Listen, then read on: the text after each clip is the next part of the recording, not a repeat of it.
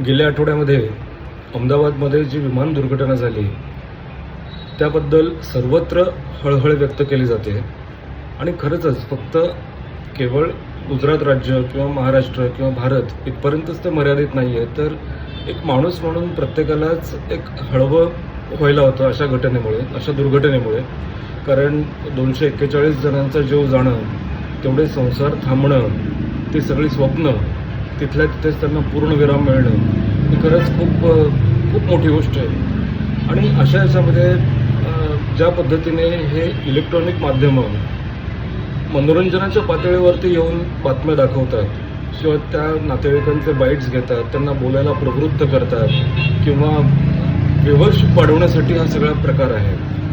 म्हणजे डिजिटल क्रांती झालेली आहे, डिजिटल युग आहे, सध्या सगळ्या गोष्टी तुमच्या मोबाईलवरती आहेत, ॲपवरती आहेत. हे जरी आपण म्हटलं तरीसुद्धा आपण इतकं इनसेन्सिबल किंवा ज्याला आपण संवेदना शून्य आहोत असं तर अजिबात नाही आहे ना. हे कृत्य अतिशय गलिच्छ आहे असं मला वाटतं. पत्रकारिता मुळात कशी असायला पाहिजे किंवा पत्रकारितेचे नियम काय, पण या डिजिटल किंवा इलेक्ट्रॉनिक माध्यमांमध्ये मला असं वाटतं इलेक्ट्रॉनिक याच्यामध्ये अभ्यासक्रमातच हा व्ह्यूअरशिप हा भाग निवडला आहे की काय माहिती नाही. कारण ज्या पद्धतीने हे बातम्या सांगतात किंवा जो आक्रस्ताळेपणा करतात त्याच्यात डिजिटल क्रांती नाही तर डिजिटल वांती झाल्यासारखं वाटतं आहे सगळं.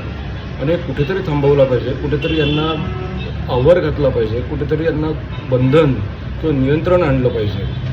इतका संवेदनशील विषय असतो, पण त्या संवेदनशील विषयाला पण ही मंडळी अगदी एका सरदोपट किंवा मनोरंजनाच्या पातळीवरती आणून ठेवतात आणि प्रत्येकाची चढाओढती असते की आमच्या चॅनलने हे बातम्या दाखवाव्यात, आमचं चॅनल बघितलं जावं आणि त्याची व्ह्यूअरशिप वाढावी.